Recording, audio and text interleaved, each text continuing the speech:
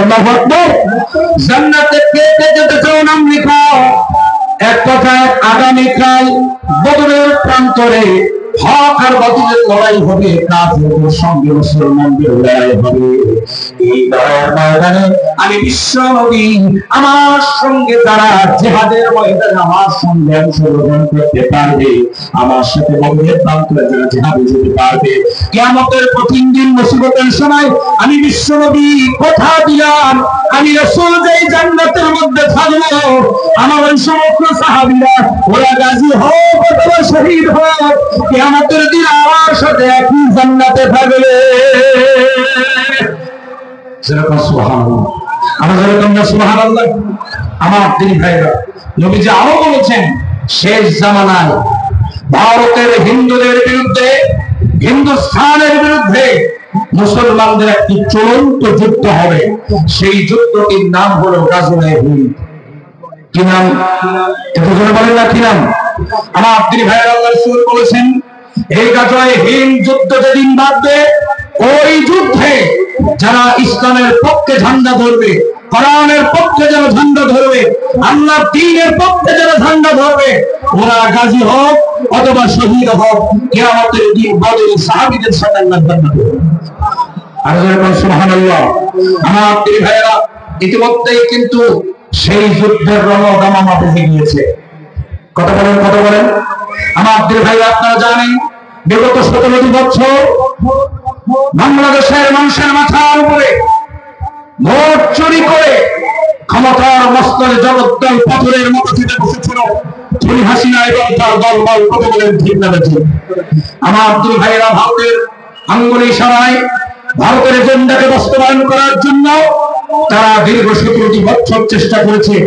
অবশেষে 5ই আগস্টে ওই ভারতের মদতপুষ্ট সরকারের যখন পতন হলো, পেছনের রাস্তা দিয়ে যখন পালাতে বাধ্য হলো, 5ই আগস্টের পর থেকে ভারতের মাথা খারাপ হয়ে গেছে। কথা বলেন, কথা বলেন। ওরা দেখতেছে আর তো খেতে পারবো না, 17 বছর খেয়েছি, খেয়ে খেয়ে পুরো বাংলাদেশ থেকে ধ্বংস করে দিয়েছি, আর তো খেতে পারবো না। এখন 5ই আগস্টের পর থেকে বিভিন্ন ইস্যু দিয়া, বিভিন্ন ইস্যু তৈরি করে, ইস্যুর উপরে ইস্যু তৈরি করিয়া বাংলাদেশে বাংলাদেশে অস্থিতিশীল পরিবেশ তৈরি করে অন্তর্বর্তীকালীন সরকার ব্যবস্থাকে বিফল করে দিয়ে তাদেরই মদতপুষ্ট সরকারকে আবার ক্ষমতার মস্তকে বসার জন্য মিথ্যা পায়চারা করছে। কথা বলেন ঠিক কিনা? আরো বলেন কথা ঠিক কিনা? তাই সবাই সবাই দেখবেন বলে যে আমি কাছাকাছি আছি, সব করে দেবো, বলে কি বলে না? আমরা আজকের মাহফিল থেকে একটা কথা ব্যক্তিহীন ভাষায় বলে দিতে চাই, শুনে রাখো ভারত, তোমাদের এই ব্যক্তি চেষ্টা বাংলার জমিনে কোনোদিন পূরণ হবে না।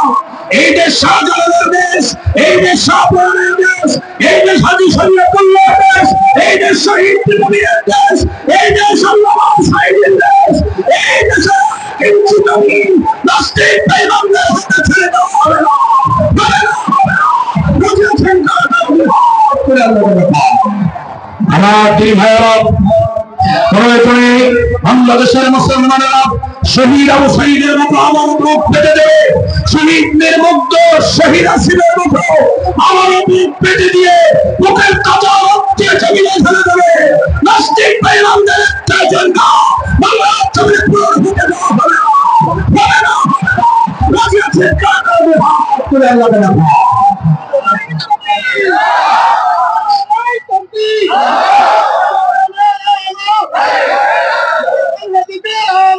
সুতরাং আমরা ভারতকে বলে দিতে চাই, ভারত তোমার AK-47 থাকতে পারে, তোমার বিমান থাকতে পারে, কামান থাকতে পারে, গোলাবারুদ থাকতে পারে, তোমার অত্যাধুনিক মারুস্ত্র থাকতে পারে, কিন্তু শুনে রাখো তোমার হাজার দামি দামি অস্ত্রের চাইতে আমার এমন একটা অস্ত্র আছে যেটা হাজার হাজার গুণ বেশি শক্তিশালী। সেই অস্ত্রের নাম হলো বিমান। আমাদের বলতে কথা ঠিক কিনা? সেই অস্ত্রের নাম কি? বিমান। শুনে রেখে দাও, বাংলাদেশের দিকে যদি লোভের নজরে তোমরা তাকাও, আধিপত্যবাদের নজরে তাকাও, দখল দায়িত্বের নজরে তাকাও, 18 কোটি মুসলমানের মৃত্যু হয়েছে। চেতনার থেকে তেতুলিয়া, রূপসা থেকে পাথুরিয়া, সিংহাসন থেকে বঙ্গবন, বলদের মতো চলে উঠে ভারতের পাড়ার টপকে গিয়ে নরেন্দ্র মোদীর দুনিয়া পৌঁছাইয়ে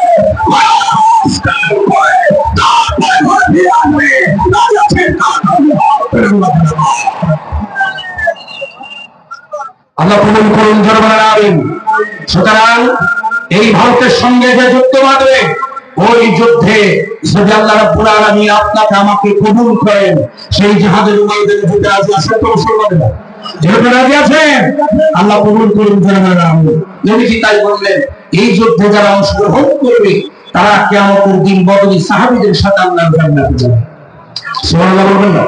আমার দিন ভাইয়েরা, আল্লাহ নবী ঘোষণা যখন দিলেন মসজিদে নববীতে, শত শত সাহাবী নবীর সামনে বসে, প্রথম কাতার, দ্বিতীয় কাতার, তৃতীয় কাতার, চতুর্থ কাতার, কোন কাতার থেকে কোন সাহাবী উঠে দাঁড়ায় না, সবাই মাথা নিচু করে বসে আছে। পঞ্চম কাতার থেকে একজন বর্ষিয়ান সাহাবী, মোটামুটি বয়স হয়েছে, যুবক মানুষ, নাম হলো হযরত মিকদাদ। আল্লাহু আকবার। কি নাম বলেন? আমি বলবেন কি নাম? হযরত মিকদাদ রাদিয়াল্লাহু তাআলা 5 নাম্বার কাতার থেকে উঠে দাঁড়িয়ে গেলেন। দাঁড়িয়ে গিয়ে বলছেন, ইয়া রাসূলুল্লাহ, ইয়া হাবিবাল্লাহ, আপনি জান্নাতি ব্যক্তিদের নামের তালিকা করতেছেন, বদরের প্রান্তরে জিহাদ হবে আগামীকাল, সেই যুদ্ধের ময়দানে কারা কারা যাবে আপনি তালিকা করতেছেন। ইয়া রাসূলুল্লাহ, ইয়া হাবিবাল্লাহ, আমার মন বলে আপনি আল্লাহর হক রাসূল। আল্লাহু আকবার বলবেন না? আল্লাহু আকবার। আমার মন বলে আপনি আল্লাহর হক রাসূল। ইয়া রাসূলুল্লাহ, ইয়া হাবিবাল্লাহ, আপনার আহ্বানের ভিতরেই আছে জান্নাত। সুতরাং আপনি যখন জান্নাতি ব্যক্তিদের তালিকা করতেছেন, প্রথম কাতার, দ্বিতীয় কাতার, তৃতীয় কাতার, চতুর্থ কাতার, 4টা কাতার চলে গেল, একজন সাহাবী মাথা উঁচু করে না, সমস্ত সাহাবী মাথা নিচু করে বসে আছে। ইয়া রাসূলুল্লাহ, ইয়া হাবিবাল্লাহ, কিন্তু 5 নাম্বার কাতার থেকে আমি আর বসে থাকতে পারলাম না। নবীজি, আমি দাঁড়িয়ে গেলাম জান্নাতি ব্যক্তিদের তালিকায় 1 নম্বরে, আমি মিকদাদ, আমার নামটা আপনি লিখে দেন। চিৎকার দিয়ে বলেন সুবহানাল্লাহ। এখান থেকে বোঝা যায় ইসলাম, ইসলামী আন্দোলন, স্বাধীনতা, সার্বভৌমত্ব যখন হুমকির মুখে পড়ে, তখন এক শ্রেণীর যুবকরাই আগে উঠে দাঁড়ায়। আরো যেন বলেন কথা ঠিক কিনা? আমার দুই ভাইরা, আজকে আমি অন্তর স্থল থেকে ধন্যবাদ জানাই তোজলপুর স্বপ্ন সন্ধানী যুব সমাজকে। তারা এই মঞ্চে, এই মাঠে তারা গানের কনসার্ট দিতে পারতো কিনা? যেরকম পারতো কিনা? তারা না করে তারা কোরআনের মঞ্চ সাজিয়েছে, কোরআনের বাগান সাজিয়েছে। আমরা দেখতে পেয়েছি বিগত দিনে ইসলাম, ইসলামী আন্দোলন, স্বাধীনতা, সার্বভৌমত্ব রক্ষার জন্য আগে রুখে দাঁড়িয়েছে যুব সমাজ। কথা বলেন ঠিক না? আপনি দেখেন জুলাই আগস্টের গণঅভ্যুত্থানে সর্বপ্রথম যারা রক্ত দিয়েছে তারা কারা? কথা বলেন না, তারা কারা? যুব সমাজ। শহীদ আবু সাঈদ, আমি তার কবর জিয়ারত করেছি, তার এলাকায় আমি মাহফিল করেছি। আমার দিদি ভাইরা, তার কবরকে জিয়ারত করলাম, চোখের পানি ছেড়ে দিলাম, দোয়া করলাম আল্লাহর কাছে। আমার দিদি ভাইরা, শহীদ আবু সাঈদ বুকটা পেতে দিয়ে বলেছিল, বুকের মধ্যে অনেক ঝড়, বুক পেতেছি গুলি কম। নাস্তিক বেঈমানেরা গুলি করে তাকে সাজদা করে দিয়েছে। আমার দিদি ভাইরা, এই যুবকদের রক্তের বিনিময়ে জালিম সরকারের পতন হয়েছে। কথা বলেন ঠিক কিনা? আলোচনা ঠিক কিনা? আজকের এই স্বপ্ন সন্ধানী যুব সমাজকে আমি বলতে চাই, এবং মাহফিলের প্যান্ডেলে যত যুবকেরা আছো, তোমাদেরকে বলতে চাই, তোমাদের করতে হবে, আর একটা রুখে দাঁড়াতে হবে, আর একটা হবে, যে আন্দোলন হবে আল্লাহ আকবরের বিজয়ের আন্দোলন। বলেন কথা ঠিক কিনা? ওই আন্দোলনে মাথায় কাপড়ের কাপড় বেঁধে আল্লাহ দ্বীন কায়েমের জন্য আমরা সাথে একটা বছর, 54 বছর আমরা দেখেছি কত সরকার এলো, কত সরকার গেল, কোন সরকার বাংলার জমিন থেকে একটি অন্যায় ও সত্য দূর করতে সক্ষম হয় নাই। বরং অশান্তি আগুন দাও দাও করে জ্বালিয়ে গোটা সমাজ থেকে জ্বালিয়ে পুড়িয়ে সারখার করে দিয়েছে। আরো বলেন কথা ঠিক কিনা? সুতরাং আমাদের স্লোগান একটাই, আগামীর বাংলাদেশ ইসলামের বাংলাদেশ, আগামীর বাংলাদেশ কোরআনের বাংলাদেশ, আগামীর বাংলাদেশ সুন্নাহ সুন্নাহর বাংলাদেশ, আগামীর বাংলাদেশ আলেম ওলামার বাংলাদেশ। সেই কোরআনের সংস্কারের জন্য যদি ডাক দেওয়া হয়, মাথায় কাপড়ের কাপড় বেঁধে, বুকে আল্লাহর কোরআন নিয়ে চোখ বাজি রেখে রাজপথে নেমেছে আছেন কারা?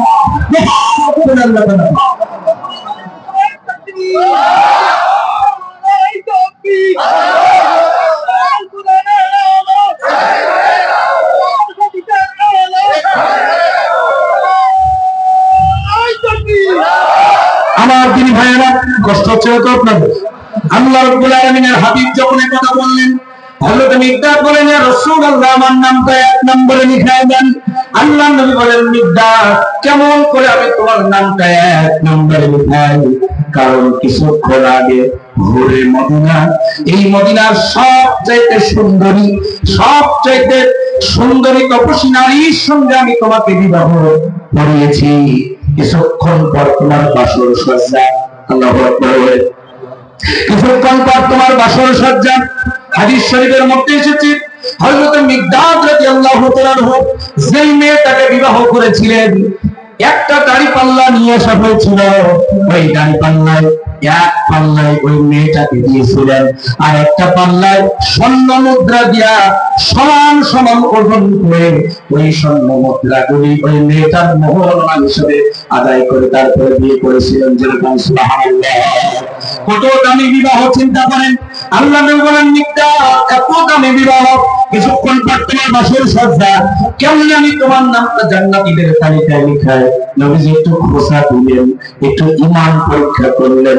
হযরত মিকদাদ মর্দ মুজাহিদের মতো বললেন, ইয়া রাসূলুল্লাহ, ইয়া হাবিবাল্লাহ, যদি এজনে ইসলাম না থাকে বিবাহ দিয়ে কি হবে, বাসর দিয়ে কি হবে?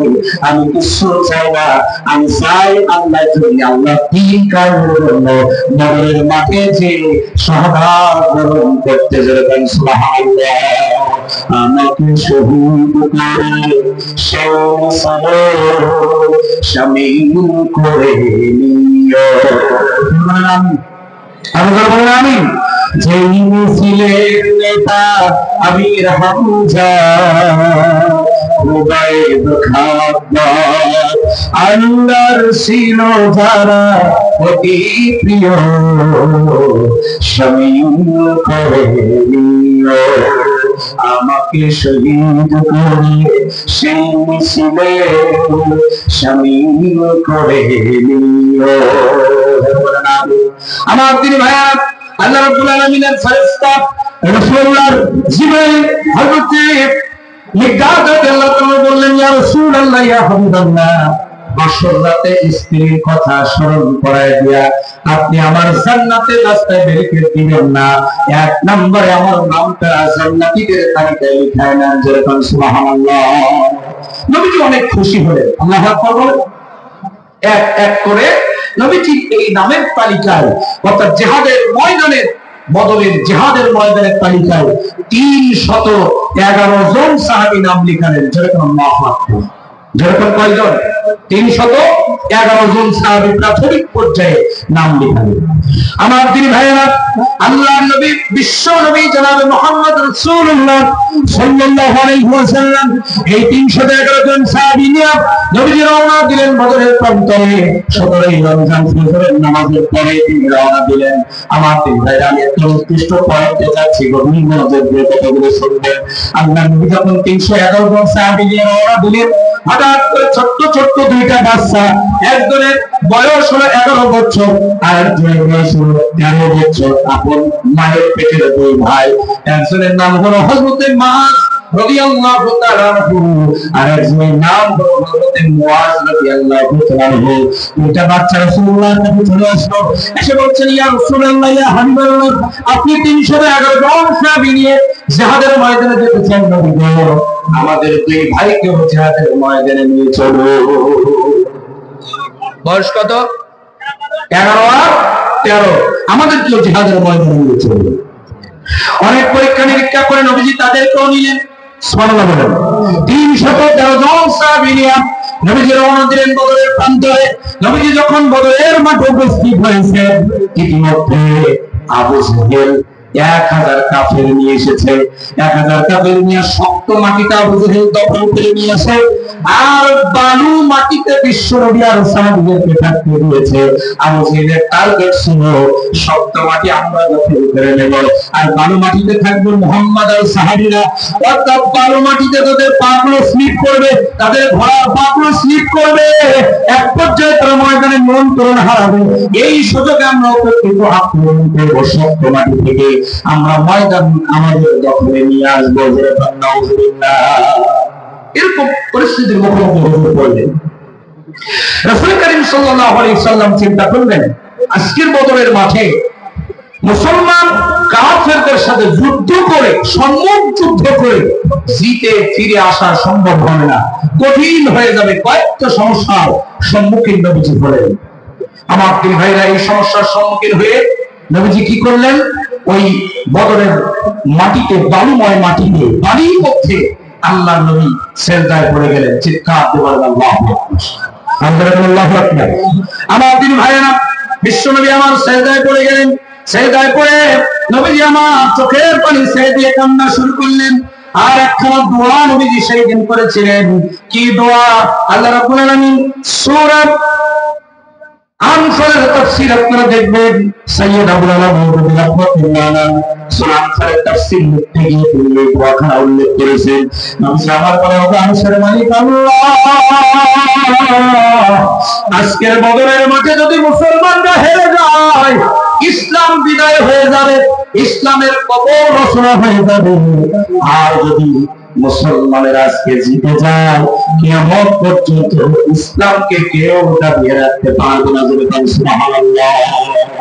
যদি আজকে ইসলাম, মুসলমানরা যদি হেরে যায়, ইসলামের কবর রচনা হয়ে যাবে, ইসলামকে আর সামনে নিয়ে যাওয়া সম্ভব হবে না। আর যদি মুসলমানরা আজকে জিতে যায়, তাহলে ইসলামকে কিয়ামত পর্যন্ত কেউ দাবিয়ে রাখতে পারবে না। আল্লাহ, তুমি যেটা ভালো বুঝো সেটা করো। সুবহানাল্লাহ। আমার দিনী ভাইরা, আল্লাহর হাবিব জনাব মুহাম্মদুর রাসূলুল্লাহ সাল্লাল্লাহু আলাইহি ওয়াসাল্লাম চোখের পানি ছেড়ে দিয়ে যখন এভাবে সিজদায় পড়ে যাইতেছে, ঠিক সে সময় আমার আল্লাহ রাব্বুল আলামিন হযরত জিবরাইল আমিনকে ডাক দিয়ে বলছেন, জিবরাইল আর দেরি করা যাবে না, আমি আমার রাসূলুল্লাহর চোখের পানি সহ্য করতে পারি না। সুবহানাল্লাহ। যারা জিবরাইলটা আমার রাসূলুল্লাহর কাছে চলে যান, যে সূরা আনফালের 9 নম্বর আয়াতের শেষ অংশটা আমার নবীজির কাছে নাযিল করে দেয়। আল্লাহর ফেরেশতা এসে বলেন, ইয়া রাসূলুল্লাহ, মাথা উঁচু করেন, আপনি চোখের পানি ছেড়ে দিয়ে কাঁদবেন না। আল্লাহ রাব্বুল আলামিন আপনার চোখের পানি সহ্য করতে পারে না। ইয়া রাসূলুল্লাহ, ইয়া হাবিবাল্লাহ, আপনি মাথা উঁচু করেন। আল্লাহ সুসংবাদ পাঠাইছেন। কি সুসংবাদ? আল্লাহ রাব্বুল আলামিন জানায় দিয়েছেন, আন্নী, পড়েন সবাই, আন্নী মুমিদ্দুকুম বিআলফিন মিনাল মালাইকাতি মুরদিফিন। আল্লাহ রাব্বুল আলামিন বলেন, ও আমার হাবিব, মন খারাপ করবেন না, মাথা উঁচু করুন। এই বদরের মাঠে মুসলমানদের পক্ষে যুদ্ধ করার জন্য আমি আল্লাহ রাব্বুল আলামিন আসমান থেকে 1000 সশস্ত্র ফেরেশতা নাযিল করে দেব। একটু জোরে বলা যাবে না সুবহানাল্লাহ? আরো জোরে বলেন সুবহানাল্লাহ। 1000 ফেরেশতা নাযিল করে দেব, আপনি মন খারাপ করবেন না, মাথা উঁচু করবেন। আল্লাহু আকবার। আল্লাহ রাব্বুল আলামিন পবিত্র কোরআনুল কারীমের সূরা হামিমার সাজদা 30 নম্বর আয়াতে কারিমার মধ্যে আল্লাহ রাব্বুল আলামিন সুন্দর করে বলছেন, আল্লাহ পাক বলছেন, ইন্নাল্লাযীনা ক্বালু রাব্বুনাল্লাহু সুম্মা ইসতাকামু ফাতানাজ্জালু আলাইহিমুল মালাইকাতু আল্লাহু আকবার। আল্লাহ পাক বলছেন, ইন্নাল্লাযীনা ক্বালু রাব্বুনাল্লাহ, নিশ্চয়ই যারা বলে আল্লাহ আমাদের রব। আমাদের রব কে? আমাদের রব কে? নিশ্চয় যারা বলে আল্লাহ আমাদের রব, সুন্নাস্তাকামু, অথবা কতদিন উপরে হাজারো বাধা, হাজারো বিপত্তি, অত্যাচার, নির্যাতন সহ্য করে যারা প্রতিষ্ঠিত থাকে, ওই মানুষগুলো যখন কোনো বিপদে পড়ে যায়, আমি আল্লাহ আসমান থেকে কাতারে কাতারে ফেরেশতা নাযিল করে তাদের বিপদগুলো উদ্ধার করে দেই। কয় হাজার ফেরেশতা? একটু জোরে বলেন না, কয় হাজার? 1000 ফেরেশতা। আমার নবীজি মাথা উঁচু করে না, চোখের পানি ছেড়ে দিয়ে কাঁদতেই আসে। নবীজি যখন কাঁদে, আল্লাহ রাব্বুল আলামিন তখন বলছেন, ও জিবরাইল, আমার নবী মনে হয় 1000 ফেরেশতায় খুশি না। আল্লাহু আকবার বলেন। জানে জিবরাইল, যা আমার নবীর কাছে আর একটা আয়াত নিয়ে যা, আমার নবীকে বলে দে সূরা আলী ইমরানের 100 23-24 নম্বর আয়াতে কারিমার শেষ অংশটা নাযিল করেছে। জিবরাইল বলেন হুজুর আল্লাহ পাক আবার পাঠিয়েছেন কি আয়াত বিসালাসাতি আলাফিন মিনাল মালাইকাতি মুনজালিন। আর যারা আল্লাহু আকবার ইয়া রাসূলুল্লাহ ইয়া হাবিবাল্লাহ, মন খারাপ করবেন না, মাথা উঁচু করুন। আমি আল্লাহ তাআলা আজকের বদরের মাঠে মুসলমানদের পক্ষে যুদ্ধ করার জন্য 1000 ফেরেশতায় যদি না হয় 3000 ফেরেশতা পাঠাবো। আর যারা বলবেন না সুবহানাল্লাহ। আমার নবী মাথা উঁচু করে না, নবীজি কাঁদতে আসে, চোখে পানি ছেড়ে দিয়ে নবীজি কাঁদে। আমার আল্লাহ রাব্বুল আলামিন বলছেন জিবরাইল রে, আমার নবী বলে ভাই 3000 ফেরেশতায় খুশি না, জানি জিবরাইল যা আমার নবীর কাছে সূরা আলে ইমরান 125 নম্বর আয়াতে শেষ অংশ নাযিল করে দেন। হযরত জিবরাইল আমিন বলেন হুজুর মাথা উঁচু করুন, আল্লাহ রাব্বুল আলামিন আবারও আয়াত পাঠিয়েছেন। আল্লাহ পাক জানিয়েছেন বিখামসাতি আলাফিন মিনাল মালাইকাতি মুসাওwimin। 5000 ফেরেশতা পাঠাবো। সুবহানাল্লাহ বলবেন না? আল্লাহর দরবারে 5000 ফেরেশতা পাঠাবো। আল্লাহর হাবিব মাথা উঁচু করে না, চোখের পানি ছেড়ে দিয়ে কাঁদতেই আসে। নবীজির চোখের পানি বদরের বালুময় মাটির মধ্যে পড়ে বালিগুলো ভিজে কাদা হয়ে যাচ্ছে। নবীজি মাথা উঁচু করে না। এবার আমার আল্লাহ রাব্বুল আলামিন হযরত জিবরাইলকে ডাক দিলেন, জিবরাইল মাঝখান থেকে সরে যা, আমি আমার বন্ধুর সঙ্গে সরাসরি কথা বলতে চাই। সুবহানাল্লাহ। এই জিবরাইল মাঝখান থেকে সরে যা, আমি আমার বন্ধুর সঙ্গে সরাসরি কথা বলতে চাই। আল্লাহু আকবার। জিবরাইল মাঝখান থেকে সরে গেলেন। আল্লাহর হাবিব আল্লাহ রাব্বুল আলামিন বলেন, আমার হাবিব আপনি কি হলে মাথা উঁচু করবেন এটা আমি আল্লাহ ভালো রকম জানি। সুবহানাল্লাহ। আর যারা সুবহানাল্লাহ। আমার দিলে কষ্ট হচ্ছে না তো আপনাদের? গভীর মনোযোগ দিয়ে দেন। আল্লাহর হাবিব আল্লাহ রাব্বুল আলামিন বলেন, ও আমার হাবিব আপনি মন খারাপ করবেন না। 1000 3000 5000 ফেরেশতা পাঠানোর সিদ্ধান্ত আমি রাসূল আল্লাহ নিয়েছি। সবাই রাখুন, ওগুলো তো পাঠাবো এক্সট্রা। আমি আল্লাহ যখন ঘোষণা দিয়েছি ওটা তো পাঠাবোই পাঠাবো, কিন্তু আমি আল্লাহ তাআলা সবচেয়ে বড় সিদ্ধান্তটি আপনাকে জানাতে চাই, বড় সুখবরটি আপনাকে দিতে চাই। সেটা হলো আজকের হক আর বাতিলের, মুসলমানদের মধ্যে আর কাফের কুরাইশদের মধ্যে যে যুদ্ধ হতে চলেছে, এই হক বাতিলের লড়াই, হকের পক্ষে, কোরআনের পক্ষে, ইসলামের পক্ষে, মুসলমানদের পক্ষে সেনাপতির দায়িত্ব পৃথিবীর কারোর হাতে না। আমি আরশের মালিক আল্লাহ আমার নিজ হাতে উঠায় নিলাম।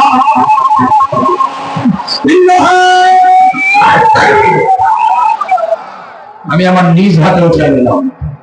আল্লাহু আকবার। এই ঘোষণা যখন এসেছে নবীজি তখন মাথা উঁচু করেছেন। সুবহানাল্লাহ বলবেন না? সবাই তাকিয়ে দেখে নবীজির চোখের মধ্যে পানি আর মুখের মধ্যে হাসি। আল্লাহু আকবার বলেন। চোখের মধ্যে পানি থাকতে থাকতে মুখে হাসি দিতে পারেন যিনি, তিনি কে? আরো যারা বলেন তিনি কে? 4 তারিখ রাতের বেলাও আমরা কেঁদেছি। কতক্ষণ?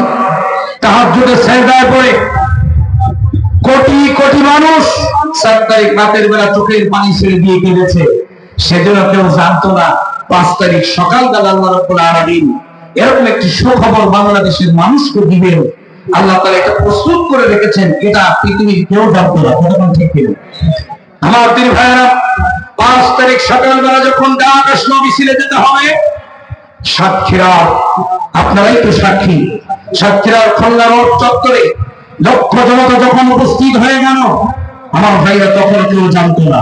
সবার মনের মধ্যে একটি ভয়, উৎকণ্ঠা বিরাজ করছে, না জানি কি হয়, না জানি কি হয়। জোহরের নামাজ আদায় করা হলো রাজপথে।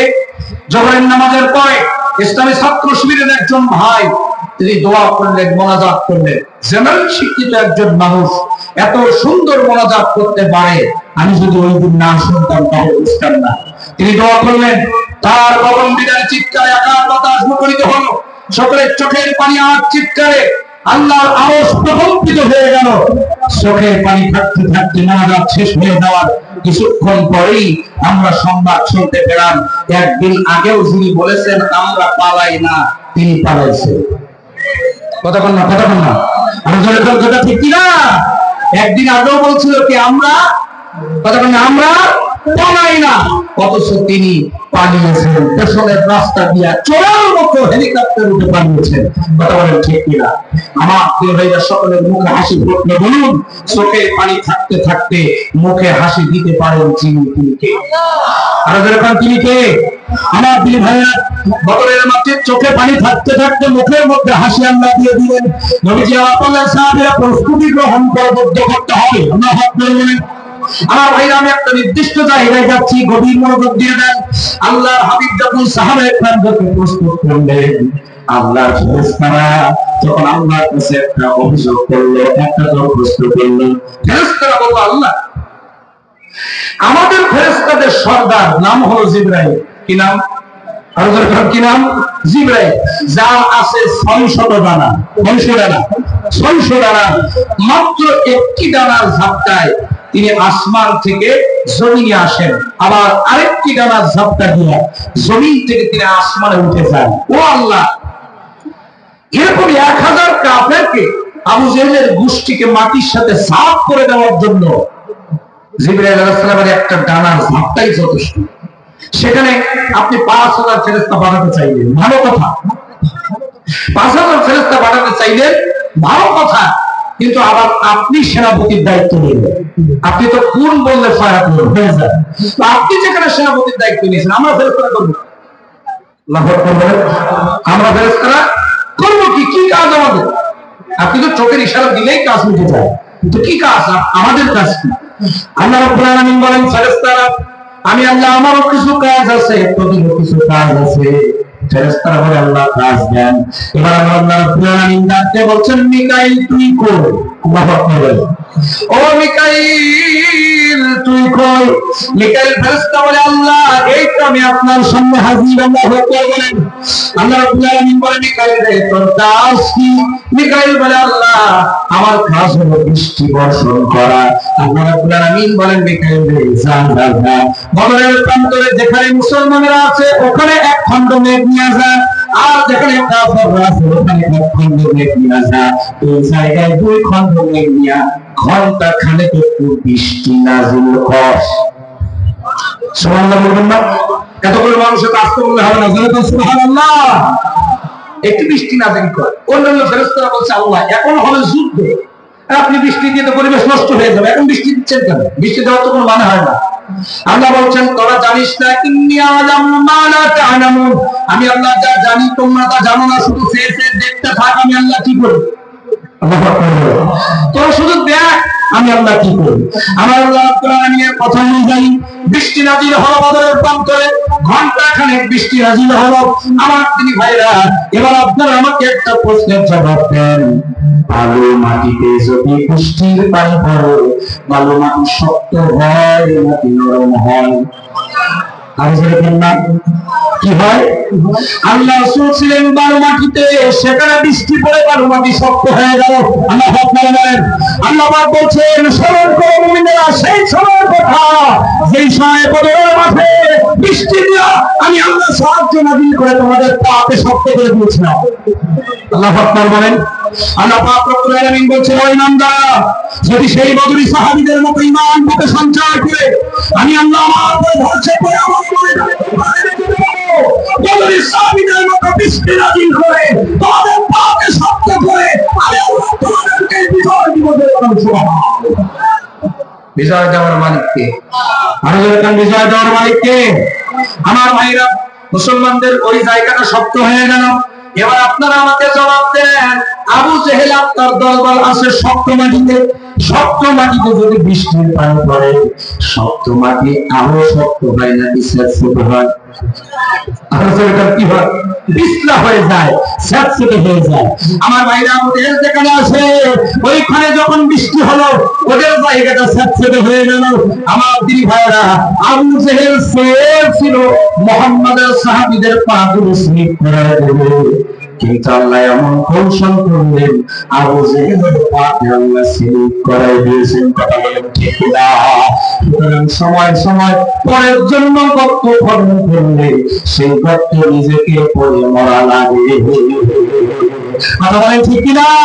তার বাস্তব প্রমাণ আপনারা দেখুন। বিগত 17 বছরে খুনি হাসিনা এবং আওয়ামী লীগের পঞ্চদশ কোরআনেরা ওরা চেয়েছিল ইসলামী আন্দোলন কোরআনের পক্ষের মানুষগুলোর পাগুলো স্লিপ করাই দেবে, ময়দান নিয়ন্ত্রণ হারাই দেবে। আমার ভাইরা, আমার বড়দিরা, এমন একটা কৌশল আল্লাহ করলেন, আল্লাহ ওদের পাকে স্লিপ করাই দিয়েছে। এমন ভাবে স্লিপ করাইছে, মামবাড়ি দিল্লি যাওয়া ছাড়া কোনো উপায় ছিল না। আল্লাহ আছে না? আরো ধরে বলেন না, আল্লাহ আছে না নাই? ওরা চেয়েছিল ইসলামী আন্দোলনের কর্মীদের পা গুলো স্লিপ করায় দেবে, আল্লাহ রাব্বুল আলামিন ওদের পাকেই স্লিপ করায় দিয়েছে। এমন ভাবে স্লিপ করাইছেন, মামুবাড়ি দিল্লি যাওয়া ছাড়া আর কোনো উপায় ছিল না। কথা বলেন ঠিক কিনা? আমার দিন ভাইরা, বিশ্ববরেণ্য মুফাসসির কোরআন আল্লামা দেওয়ার হোসেন সাইদি রাহমাহুল্লাহ চট্টগ্রামের প্যাক ময়দানে 2000 সালের তাফসীরের তৃতীয় দিনে ঐতিহাসিক ভাষণ দিতে গিয়ে তিনি বলেছিলেন, লাফালাফি বেশি করবা না, 12 কোটিতে গাছের গোড়া আসতে না দিবে, মামুবাড়ি দিল্লি দিয়া পড়বা। তো জাগার মাল জাগায় গেছে। কথা বল। আবার তিনি বলেছিলেন, শুনে রাখো, সময় আসবে এমন ইন্দুরের গর্ত পাবানা পালাবার জন্য। কথা বলেন ঠিক কিনা? আমি অন্তর্বর্তীকালীন সরকার প্রধান ডক্টর মোহাম্মদ ইউনূসকে বলতে চাই, আর কিছু হোক আর না হোক, বাংলাদেশের জীবন্ত আল্লামা দেওয়ার হোসেন সাইদিকে হাজারকে নাটক সাজিয়ে হত্যা করার কারণে খুনি হাসিনাকে ফিরিয়ে আনুন, বাংলার জমিনে ফাঁসির রাষ্ট্রে ছড়িয়ে তাকে মারতে হবে। কথা বলেন ঠিক কিনা? প্রয়োজনে আমরা সব যেরকম যদি 1000 কোটি টাকা দেওয়া লাগে তাও দেবো, তাও তাকে ফিরিয়ে আনে, উন্মুক্ত হচ্ছে তাদেরকে ফাঁসির কাছে ঝুলাতে হবে। কথা বলেন ঠিক না? আমার দিদি ভাইয়েরা, সেই জালিম বিদায় গ্রহণ করেছে, তাদেরকে ফিরিয়ে আনতে হবে। কথা বলেন ঠিক কিনা? এবং শুধু তাই নয়, আজকের এই মাহফিল থেকে আমরা প্রশাসনের কাছে একটু দত্ত আহ্বান জানাতে চাই। সেটা হলো, এখনো পর্যন্ত স্বাধীন সার্বভৌমত্ব বাংলাদেশে আল্লামা সাইদির রক্তের বিনিময়ে, শহীদ আবু সাঈদের রক্তের বিনিময়ে অর্জিত স্বাধীন এই দেশে এখনো পর্যন্ত যারা আলেমদের কণ্ঠকে রোধ করতে চায়, তাদের বিরুদ্ধে ব্যবস্থা গ্রহণ করতে হবে। ঠিক কিনা? আপনারা নিশ্চয়ই দেখেছেন গত 5 দিন রাতের ঘটনা। বাংলাদেশের একজন বিখ্যাত আলেম এবং সঙ্গীত শিল্পী কবির বিন সামাদ, তিনি আলিপুর চেকপোস্টের একটি মাহফিলে বক্তব্য দিতে গিয়ে আমার দুই ভাইরা তার পাশে বসা ছিল কুখ্যাত বাপ্পার খ্যাত বন্দস্য কুলাঙ্গার নমক চেয়ারম্যান। কথা বলেন না আপনারা?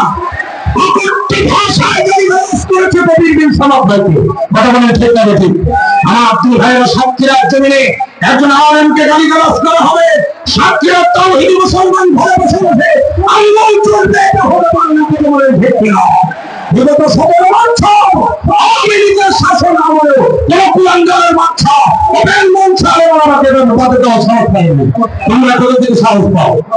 আমরা বলতে চাই, শুনে রাখো, এখনো সময় আছে। মোবাইলের মাধ্যমে ক্ষমা চাচ্ছে হবে না, ফেসবুক পোস্টের মাধ্যমে দুঃখ প্রকাশ করছে হবে না। ওপেন মঞ্চে কবির বিন আব্দুস সামাদ ভাই থাকবেন, ওপেন সেই মঞ্চে তিনি প্রধান অতিথি থাকবেন। এরকম একটি মঞ্চে হাজার হাজার তাওহীদি জনতার সামনে তার কাছে ক্ষমা চাইতে হবে।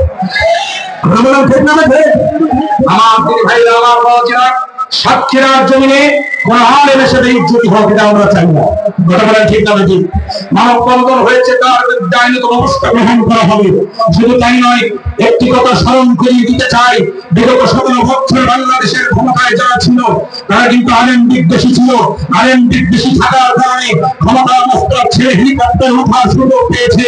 আজকে একটি কথা যুদ্ধহীন ভাষায় বলতে চাই, তোমরা 5 আগস্টের পর থেকে যখন দায়িত্ব শুরু করেছো, বিচরণ শুরু করেছো, আলেমদের বিরুদ্ধে অবস্থান শুরু করেছো, কিন্তু না সহায়ক হেলিকপ্টার ওঠার সুযোগ দেওয়া হবে না। কথা বলেন ঠিক না? ঠিক। আমার দিন ভাইরা, আমার বাবাজিরা, এজন্য আলেম বিদ্বেষীকে আমার দিন ভাইরা আল্লাহ পরাজিত করেন। কে পরাজিত করেন? আল্লাহ পরাজিত করেন। আমার দিন ভাইরা, কষ্ট হচ্ছে না তো আপনাদের? আমার ভাইরা গভীর মনোযোগ দিয়ে দেন। তাহলে আবু জেহেল পা স্লিপ করাতে চাইল কার? বিশ্বনবী আর সাহাবীদের স্লিপ করিল কাদের পা? সেটা কাদের পা? আল্লাহ ওই আবু জেহেল ইসলাম দুশমন তাদের পা গুলো স্লিপ করবে। আমার দিন ভাইরা গভীর মনোযোগ দিয়ে দেন। এবার তুমুল বেগে যুদ্ধ শুরু হয়ে গেল। যুদ্ধের এক পর্যায়ে এবার আসেন মূল পয়েন্ট, আলোচনার পয়েন্ট, যুদ্ধের এক পর্যায়ে এবার যুদ্ধ যখন শুরু হয়ে গেছে, সাধারণ ফেরেশতারা বলছে আল্লাহ এবার আমরা কি করব? আল্লাহ এবার আমাদের কাজ কি? এবার আমাদের কাজ দেন। আল্লাহ পাক বলছে ফেরেশতারা এবার তোমরা চলে যাও, ওই যে দেখো 311 জন সাহাবী, ওরা অস্ত্র ওদের কাছে নাই, বিশাল বাহিনীর বিরুদ্ধে তারা জিহাদ করতে নেমে গেছে। সব সাহাবীরা রোজা অবস্থায় জিহাদ করছে। ওয়ামার ফেরেশতারা যে কোনো মুহূর্তে তাদের মনোবল হারিয়ে যেতে পারে, তারা ভেঙে পড়তে পারে। তোমরা একটা কাজ করো, তারা যেন মনোবল না হারায়। ডান কানের কাছে একজন চলে যাও, বাম কানের কাছে একজন চলে যাও, আল্লাহু আকবার বলেন, আর সামনে চলে যাও একজন, আল্লাহু আকবার বলবেন। অর্থাৎ প্রত্যেক সাহাবী ডান কানের কাছে একজন ফেরেশতা, বাম কানের কাছে আরেকজন ফেরেশতা, সামনে চলে যাও আরেকজন ফেরেশতা, 3 জন করে চলে যাও এক একজনের কাছে। সুবহানাল্লাহ বলেন। আমার দিদি ভাইরা, আমার বাবাজিরা, এবার কি করলো আল্লাহর ফেরেশতারা? এবার চলে আসলো, এসে ডান কানের কাছে একজন, সেই ডান কানের কাছে ফেরেশতা এসে কি বললো? আল্লাহ রাব্বুল আলামিন সে কথা কোরআনুল কারীমে সূরা আন-নাসর 30 নম্বর আয়াতে কারিমা শেষ অংশে আল্লাহ জানায় দিলেন, ডান পাশের ফেরেশতা বলছে আল্লাহ তাখাফু, ভয় পেও না। আল্লাহু আকবার বলেন। আল্লাহর ফেরেশতা যদি ডান পাশে এসে বলে ভয় পেও না, ভয় আছে? আর কোনো ভয় আছে? ভয় পেও না। বাম পাশের কানের কাছ থেকে ফেরেশতা বলছে ওয়ালা তাহজানু, চিন্তা করো না। সামনের ফেরেশতা এভাবে জান্নাতের ছবিটা তুলে ধরে বলছে ওয়া আবশিরু বিল জান্নাহ, এই দেখো তোমার জান্নাত মারবে। আল্লাহু আকবার বলবেন না? আর জোরে কোন আল্লাহু আকবার। ওয়া আবশিরু বিল জান্নাহ, এই দেখো তোমার জান্নাত মারবে। সাহাবায়ে কেরাম বলে আল্লাহ ও নবীজি, ও ফেরেশতারা কি যে করতে করো বলতো না। আল্লাহ পাকের হাবিব বলেন বাবা সাহাবীরা, ওই যে পাশে দেখা যায় খেজুরের ডাল, ওই খেজুরের ডালগুলো ভাঙ, পাতাগুলো সেটা, এই পাতাগুলো ছাড়িয়ে খেজুরের ডাল দিয়ে আঘাত কর।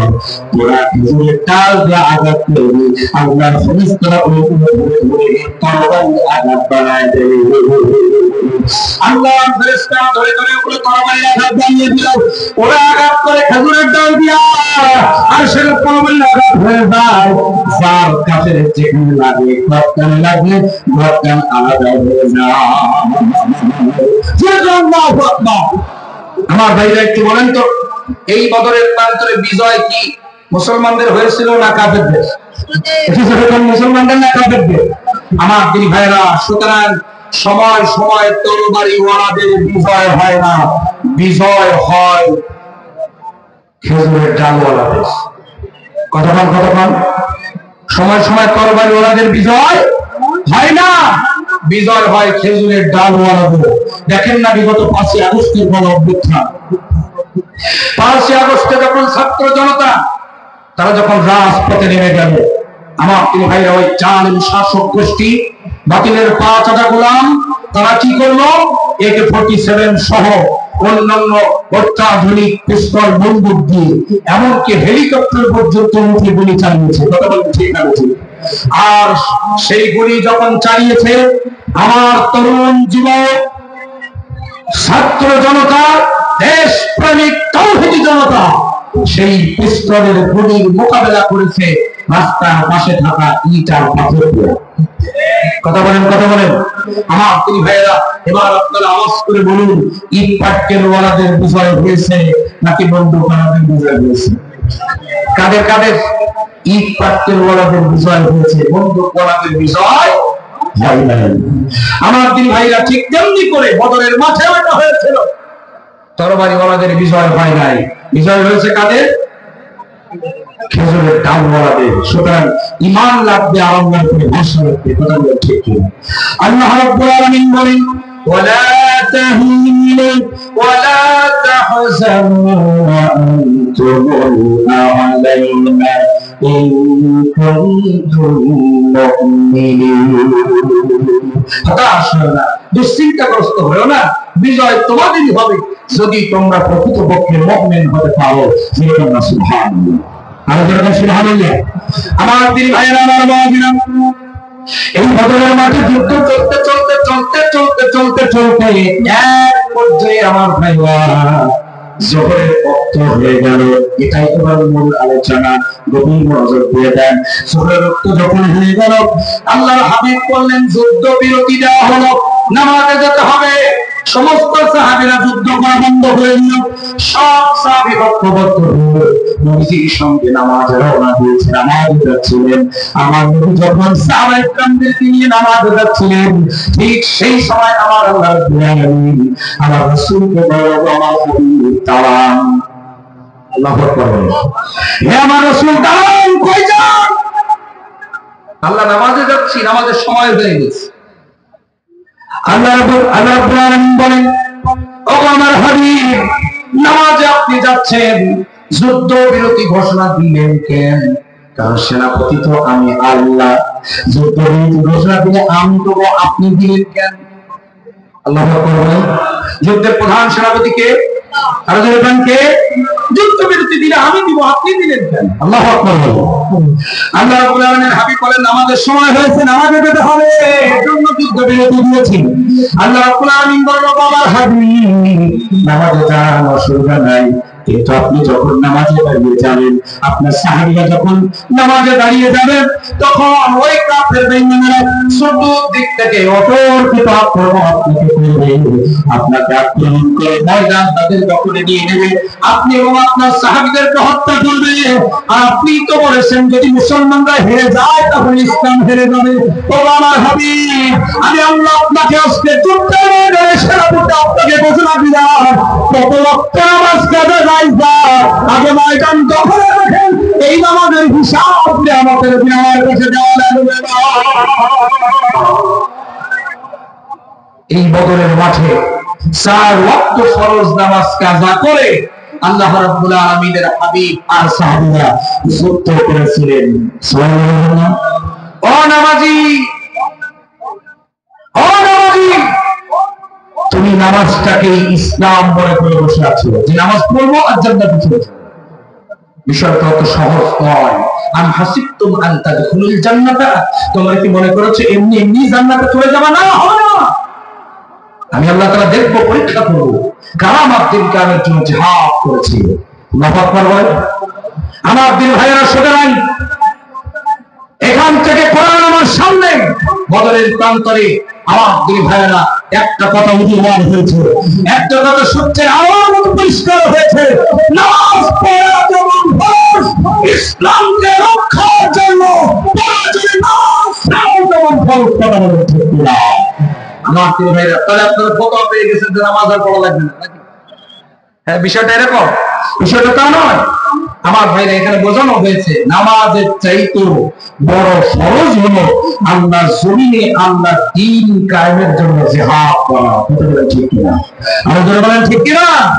আমার দিন ভাইয়েরা, আমার বাবাজিরা, সুতরাং নামাজের চাইতে বড় ফরজ হলো আল্লাহর জমিনে আল্লাহর দ্বীন কায়েমের আন্দোলন করা। কথা বলেন ঠিক কিনা? মহব্বত